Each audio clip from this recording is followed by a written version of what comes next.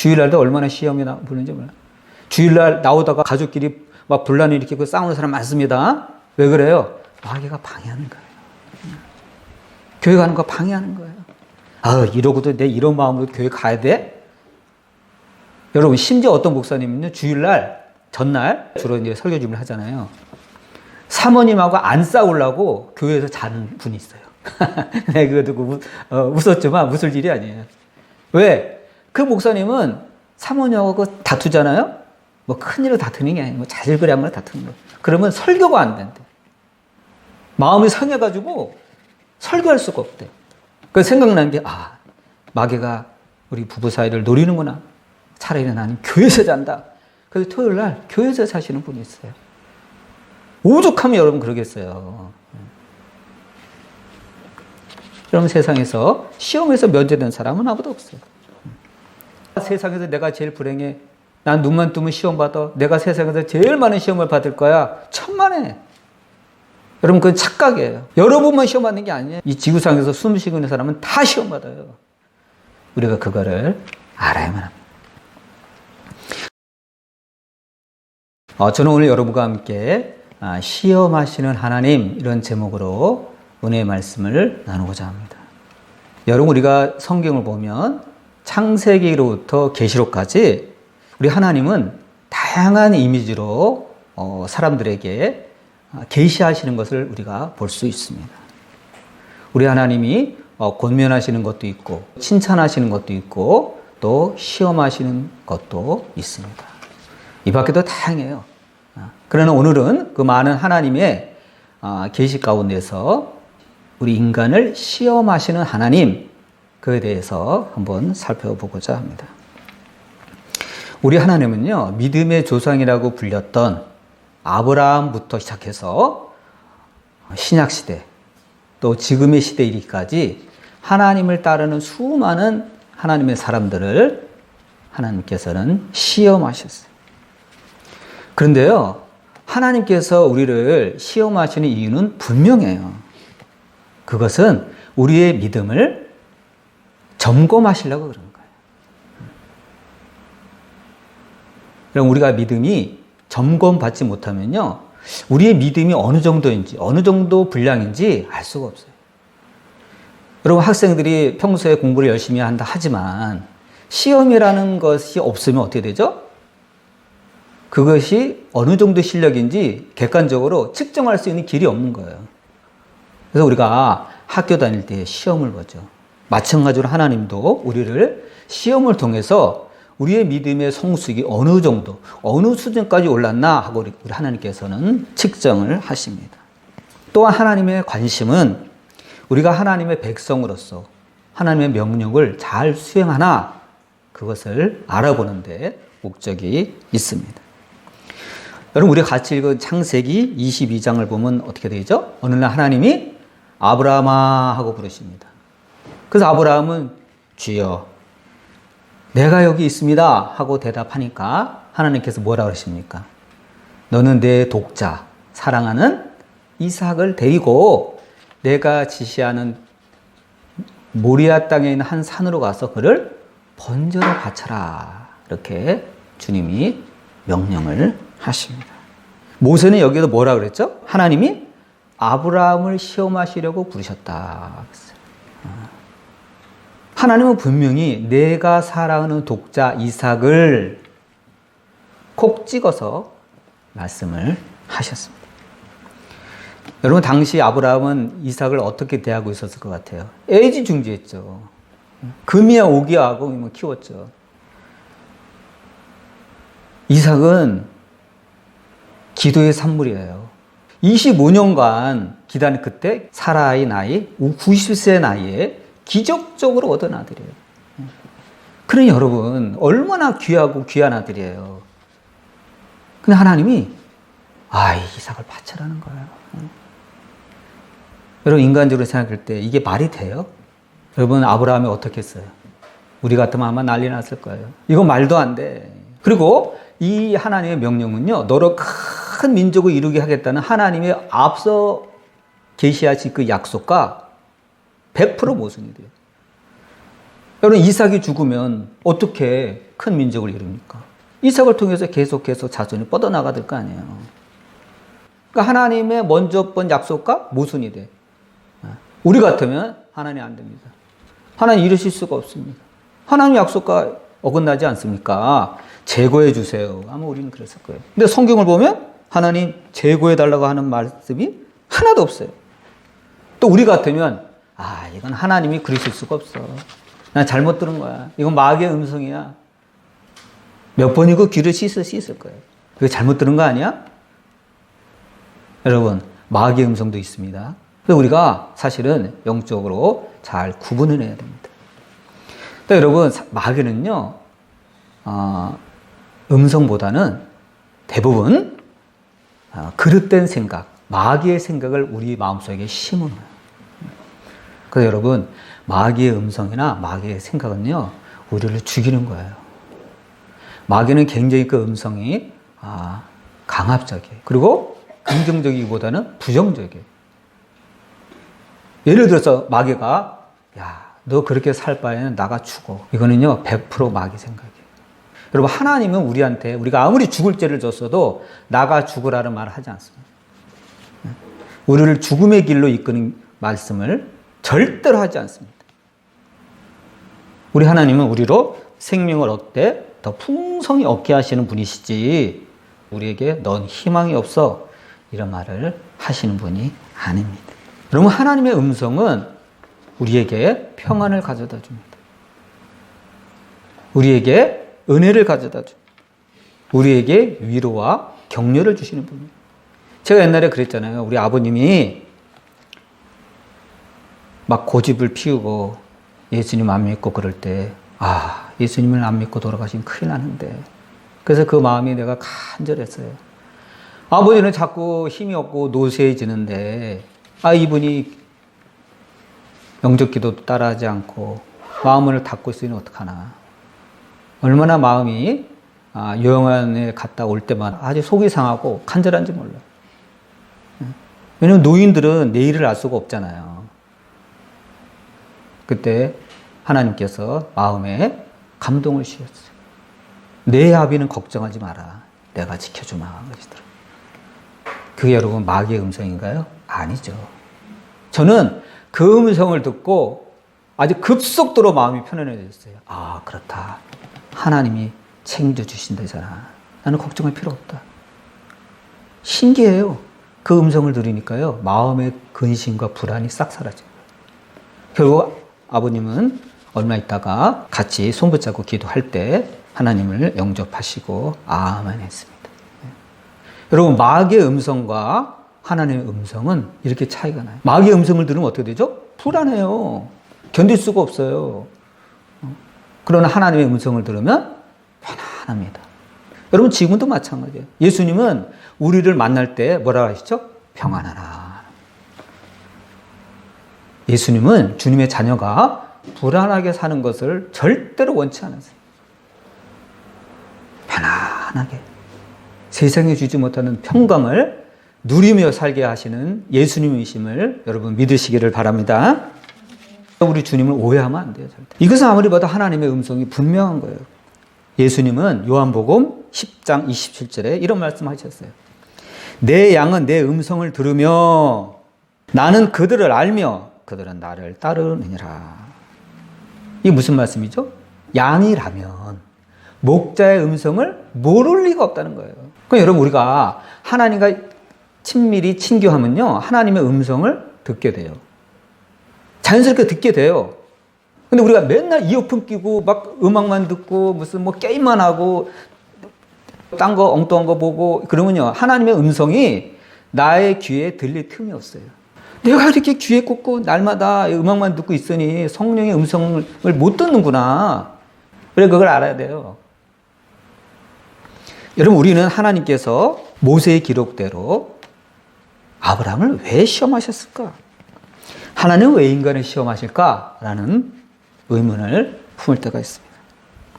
여러분, 성경을 보면 시험을 통과한 하나님의 백성들에게는 하나님께서 칭찬해 주시고 생각지 못한 복을 부어주십니다. 하나님은요, 상 주시는 하나님. 여러분도 믿음의 상을 받으시기를 바랍니다. 반대로 그 믿음의 그 시험에서 견디지 못하고 넘어진 사람이 있습니다. 근데 하나님은 대부분 격려해 주세요. 일어나. 일어나라. 괜찮아. 일어나라. 격려해 주세요. 근데 아주 하나님을 대적하며 하나님을 무시한 사람들은 하나님께서 어디 있죠? 책망을 하시고 벌을 주시게 됩니다. 그러면 여러분, 시험이라는 것은 세상 모든 사람이 살면서 겪어야 되는, 어떻게 보면 필수적인 과정이다, 이렇게 볼 수가 있습니다. 여러분, 세상을 보세요. 돈은요, 없어도 큰 시험거리지만 너무 많아도 큰 시험거리예요. 여러분, 돈 많은 사람이 더 많은 돈을 벌고자 욕심을 냈다가 하루아침에 망한 사람도 있습니다. 또 여러분, 건강한 사람은 시험이 없습니까? 아픈 사람은 매일 시험이 있습니까? 아니에요. 어떤 사람은 건강함에도 불구하고 건강 염려증에 걸린 사람이 있어요. 근데 건강함에도 불구하고 염려를 달고 사는 사람이 있습니다. 어떤 사람이 일하는 능력이 많아요. 굉장히 좋을 것 같죠? 그래서 시험이 와요. 왜요? 자꾸 일을 더 맡겨. 왜 이거 어떻게 해요? 너 잘하잖아. 그러니까 여러분, 능력이 많아도 시험이 오고요. 능력이 없어도 시험이 와요. 그럼 우리가 그거를 알아야 됩니다. 여러분, 배움이 없고 그러면 총명한 사람을 부러워합니다. 그러니까 여러분, 총명한 사람은 시험 없을 것 같아요? 와요. 총명하기 때문에 시험이 와요. 시기하는 사람이 많아요. 여러분, 다니엘이 그렇게 총명하고 지혜가 충만했음에도 시기를 받아서 사자굴에 떨어졌잖아요. 시험이 옵니다. 총명해도 시험이 옵니다. 그걸 알아야 돼요. 여러분, 기도 많이 하는 사람이 시험 없을 것 같죠? 저분은 기도했다면 막 2시간이 기본이고 3시간, 4시간에. 와, 어떻게 저렇게 기도할 수 있을까? 저분은 능력이 많아. 그럼 걱정 없을 것 같죠? 그분한테도 시험이에요. 그분도 마귀가 틈타요. 기도 많이 하지 말라는 얘기가 아니에요. 기도 너무 안 해도 시험이 오고, 기도 엄청 많은 기도 용사에게도 그 체급에 맞는 시험이 옵니다. 우리가 이거를 알아야 돼요. 목사님이라고 시험 없는 거 아니에요. 부흥이 잘 된다고 시험 없는 게 아니에요. 그러니까 목사님들이 만나면 그래요. 부흥이 잘 돼도 힘들고 부흥이 안 돼도 힘들다고. 여러분, 새벽기도 나올 때도 시험이 옵니다. 근데 어떻게 돼요? 가다 보면 웬 차가 막 갑자기 끼어들어, 오토바이가 끼어들어, 시험 옵니다. 주일날도 얼마나 시험이 보는지 몰라요. 주일날 나오다가 가족끼리 막 분란을 일으키고 싸우는 사람 많습니다. 왜 그래요? 마귀가 방해하는 거예요. 교회 가는 거 방해하는 거예요. 이러고도 내 이런 마음으로 교회 가야 돼? 여러분, 심지어 어떤 목사님은요, 주일날 전날 주로 이제 설교 준비를 하잖아요. 사모님하고 안 싸우려고 교회에서 자는 분이 있어요. 네, 그거 듣고 웃었지만 웃을 일이 아니에요. 왜? 그 목사님은 사모님하고 다투잖아요? 큰일로 다투는 게 아니고 자질구레한 다투는 거예요. 그러면 설교가 안 된대. 마음이 상해가지고 설교할 수가 없대. 그래서 생각나는 게, 마귀가 우리 부부 사이를 노리는구나. 차라리 나는 교회에서 잔다. 그래서 토요일 날 교회에서 사시는 분이 있어요. 오죽하면 여러분 그러겠어요. 여러분, 세상에서 시험에서 면제된 사람은 아무도 없어요. 세상에서 내가 제일 불행해. 난 눈만 뜨면 시험 받아. 내가 세상에서 제일 많은 시험을 받을 거야. 천만에. 여러분, 그건 착각이에요. 여러분만 시험 받는 게 아니에요. 이 지구상에서 숨 쉬고 있는 사람은 다 시험 받아요. 우리가 그거를 알아야만 합니다. 그러면 여러분, 우리 성도들은 시험 받을 때 하나님의 말씀을 우리가 기억해야 됩니다. 이래서 말씀이 중요한 거예요. 고린도전서 10장 13절을 우리 같이 한번 읽읍시다.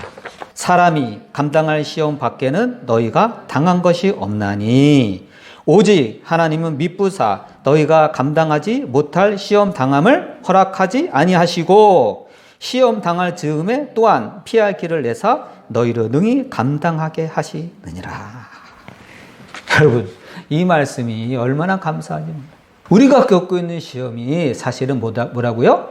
감당할 수 있는 시험이라는 거예요.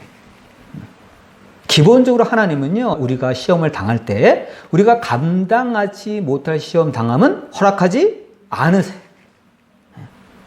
우리는 속으로 야 이건 감당할 수가 없어. 하나님 이걸 내가 어떻게 감당합니까? 하나님 이건 도저히 감당할 수가 없습니다. 하고 부르짖고 기도하죠. 근데 사실은 그 시험이 우리가 감당할 수 있는 범위 내에 있다는 거예요. 그리고 야 이거 너무 도저히 힘들어서 못 견디겠다. 하나님 저 못해요. 이거는 도저히 할 수 있는 게 아닙니다. 하고 하나님께 부르짖을 때 하나님은 어떻게 되죠? 피할 길을 살짝 열어놓으세요. 얼마나 감사한지 몰라. 하나님 피할 길을 열어놓으세요. 그러니까 우리가 사는 거예요. 또 우리는 시험 받을 때 야고보 선생님이 기록하신 말씀을 우리가 알아야 됩니다. 야고보서 1장 12절. 이걸 기억해야 돼요. 같이 한번 읽어봅시다. 시험을 참는 자는 복에 있나니 이는 시험을 견디어낸 자가 주께서 자기를 사랑하는 자들에게 약속하신 생명의 면류관을 얻을 것이기 때문이라. 뭐라고요? 시험을 참는 자는 복이 있다. 시험이 왔을 때 막 화를 내고 막 신경질을 내고 막 삿대질을 하고 여러분 그럴 필요 없어요. 그런다고 해결될 게 아니에요. 시험을 참으라 그랬어요. 여러분 소나기가 막 쏟아지는데 하늘을 향해서 삿대질하면 그 소나기가 금방 멈춥니까? 아니잖아요. 그냥 우산을 쓰고 잠잠히 참아야 돼요. 또한 시련을 견디는 자에게는 하나님께서 하나님을 사랑하는 자들에게 생명의 면류관을 주시겠다 약속을 하셨습니다.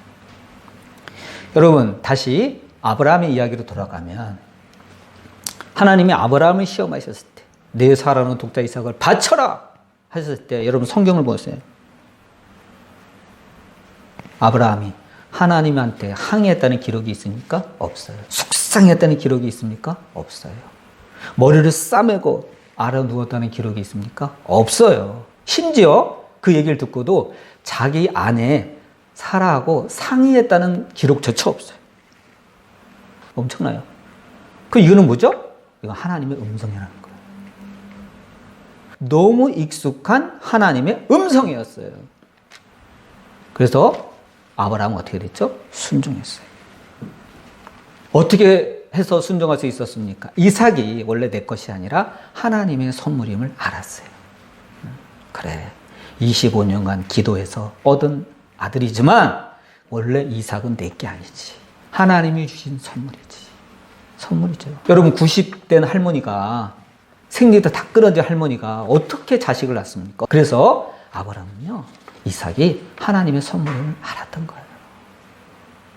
하나님께 돌려드리기를 한 거예요. 따지고 보면 여러분 우리 인생 자체가 하나님의 선물이에요. 원래 내 것이 하나도 없어요. 내 건데요? 내가 내 능력으로 돈 번 건데요? 성경을 뭐라 그러죠? 내 능력을 누가 줬냐? 하나님이 주신 거잖아요. 내 힘을 누가 줬냐? 하나님이 주신 거잖아요.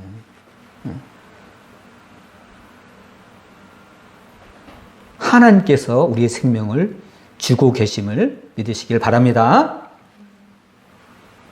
우리는 하나님이 주신 모든 것을 내 것이냐 착각하고 움켜쥐려는 경향이 있어요. 우리는 착각할 때가 많아요. 내가 갖고 있는 건 내 거다. 내 인생은 내 거다. 착각하고 있어요. 내 인생은 내 게 아니에요. 하나님의 거예요. 요즘 뉴스를 보면 막 젊은 사람들이 죽는 게 있어요. 이상하다. 사람들이 깜짝 놀라요. 자살한 게 아니에요. 활동하다가 갑자기 죽어요. 막 계단에서 넘어졌는데 젊은 자매가 갑자기 죽어버려요. 보통 사람 넘어지면 어떻게 되죠? 뭐 부러지고 그냥 말잖아요. 근데 그걸로 죽어. 여러분 사람의 인생은요, 목숨은요, 장담할 수 없어요.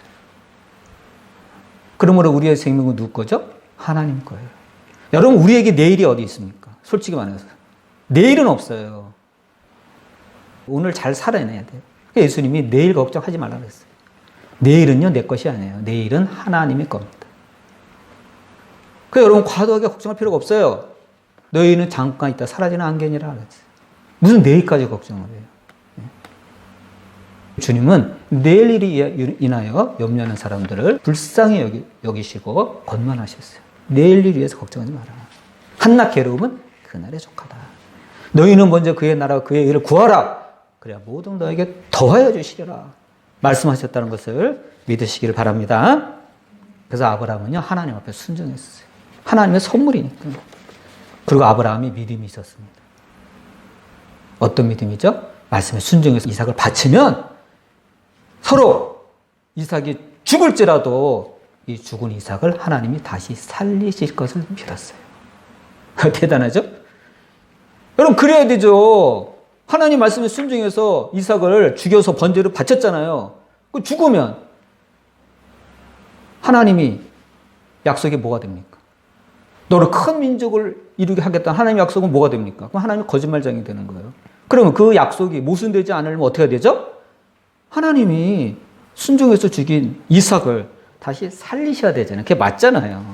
이래서 마귀의 시험과 하나님의 시험은 다릅니다. 마귀는 정말 우리를 죽이려고 하는 시험이고 하나님의 시험은 뭐죠? 우리를 살리시는 시험이에요. 이 사건은 하나님이 아브라함을 인정하게 된 결정적인 사건이에요. 여러분, 오늘날 주님은 아무에게나 아브라함 같은 시험을 요구하지 않습니다. 나도 아브라함 같은 시험을 주시면 어떡하지? 걱정하지 마세요. 웬만하면 그런 시험 하나님이 안 하십니다. 그것도 믿음의 그릇을 보고 시험하시는 거예요. 저와 여러분 같은 경우는 미안하지만 그런 시험을 안 했어요. 왜?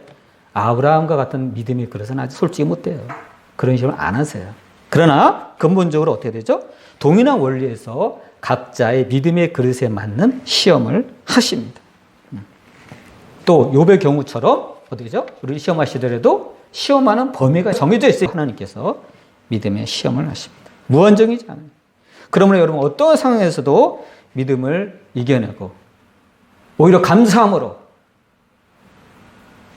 나에게 복을 주시려고, 나에게 더 큰 복을 주시려고 나의 믿음을 점검하시는 거구나 하고 이렇게 이해하고, 시험 올 때 온 세상에서 나만 시험을 받고 있어 그러지 말고, 시험은 모든 사람이 받는 것이므로 하나님이 적절한 시험을 주실 때 이것을 믿음으로 이겨내므로 하나님을 기쁘시게 하는 저와 여러분 되시기를 주님의 이름으로 축원드립니다. 기도하시겠습니다.